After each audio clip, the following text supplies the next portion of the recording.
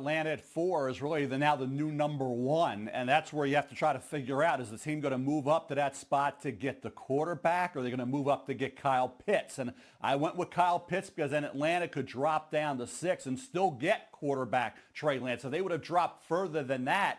They lose that opportunity to get the quarterback. And that's really critical, guys, because next year in the draft, there's nobody like a Trey Lance. There's nobody like a Justin Fields in next year's draft. So I think there's going to be that activity to get those two. That's why I have New England moving up to get Justin and Atlanta moving back from 4 to 6, yet still getting Trey Lance. And obviously Miami moving up to get Pitts, because if you look at next year, like I say, no quarterbacks compare to Fields and Lance. And the year after that, the number 1 overall pick is going to be a quarterback, but you got to pick number 1 to get him. That's the Clemson quarterback right now. So I think you look at the feeding frenzy for quarterbacks now with the new number 1 at 4 being Atlanta. Now it becomes a Trey Lance, Justin Fields draft.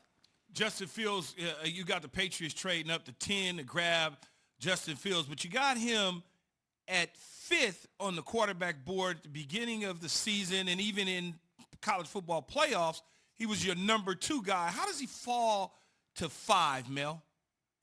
Key, a lot of people don't agree with me. And, that's the difference. A ratings board isn't a mock draft, as you know. And you rank players. You don't worry about mock drafts when you're ranking players. You don't really care where they're going to go. I've had first rounders that went in the 3rd round. I've had third rounders, great guys graded as 3rd, 4th rounds, go in the late 1st, early 2nd. So you don't let a mock draft impact your ratings at all. And so Justin Fields have been steady, consistent with him all year. He's my number 2 highest rated quarterback behind Trevor Lawrence.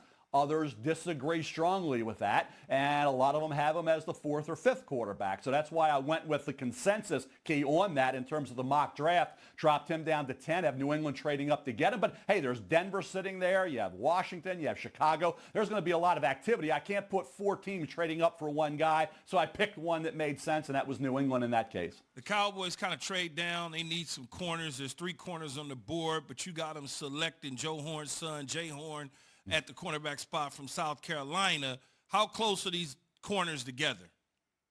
Really close. I think you look at Patrick Surtain, he's complete. He's not spectacular in any one area. J.C. Horn in coverage, outstanding. And you think about Caleb Farley, former quarterback, wide receiver, turned corner. Had he not had the second back surgery, he probably would have been way up there as a great cover guy, needs to tackle a little bit better. So they're all a little bit different. I think it's trending to Surtain or certainly Horn as the first cornerback off the board, with Farley 3. And the only reason Farley would be 3 is because of that durability concern.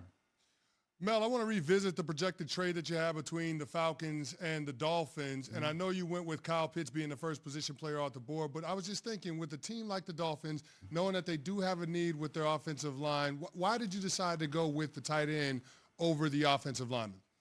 You had Austin Jackson last year, and I think they can get the depth along the offensive line. It's one of the 3 strongest positions. The strongest positions are wide receiver, cornerback, and offensive tackle. And I think you can find those, even some interior linemen strong there as well. So I think they can find linemen. You cannot find a Kyle Pitts in this draft. Probably in the next decade, you won't find a Kyle Pitts. And I think when you look at Brian Flores and you think about New England and what they've done, getting 2 tight ends, what they've had throughout that Brady era with double tight end situations, now you have Miami with Gesicki and certainly having some depth there, but no Kyle Pitts. And Kyle Pitts is much more than a tight end. And I think to go up and get him rather than, now if they sat at 6, they could still get a Jamar Chase or a Devontae Smith or a Jalen Waddle. So what I really want to do was present an option for Atlanta to drop from 4 to 6 only, not down further, where they could still get the quarterback. Because if Atlanta drops down too far, they lose not only Trey Lance, but it's obviously a debate whether even Justin Fields would still be there. So I think it worked out. Trades are supposed to benefit both teams.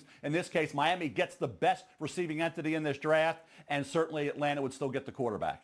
Mel, we've talked a lot about the New York Jets, obviously, here in the New York area. They moved Sam Darnold. They sit at the 2nd pick. We all assume that it's Zach Wilson at the 2nd pick.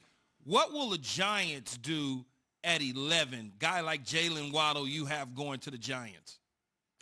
That's the one key that was tough, because you say that's kind of a luxury pick. Well, it's really not, because he is a great punt returner and he's a great receiver coming in off the ankle. You saw what he did in the championship game. He played limping around and caught 3 balls. This kid is a highly competitive, phenomenal player. There's comparisons out there to Tyreek Hill. So to me, I think you look at Jalen Waddle. If he's there at 11, I don't know how you pass him up. I know you brought in Kenny Golladay. Now you get another weapon for Daniel Jones in this year where it's his year to become what Josh Allen was in Buffalo. Get him the ultimate weapon that you need, or weapons you need, and hope that offensive line improves. Hope Saquon Barkley's back healthy. The key is going to be ultimately, though, the offensive line there with the Giants. So offensive linemen are tempting. A Kwity Paye, pass rusher out of Michigan, is tempting. What if Micah Parsons, linebacker Penn State, doesn't go 9 to Denver, is there for the Giants? He's in the discussion. But I just felt Jalen Waddle, you could make an argument, guys. He's a 5th best player in this draft, 6th best player, and that's what you kind of want when you're picking 11. You don't want to get the 11th best player. You want to get a guy in your top 5, 6, 7. Mel, who's the team in the back half of the first round that could be targeting the quarterback position with their first-round pick? And give us some of the names of the prospects that will be in that mix. Yeah, it's a great question. I think you think about Davis Mills, the quarterback at Stanford. I know Kellen Mond, Texas A&M, is up there on some teams' boards in the second round.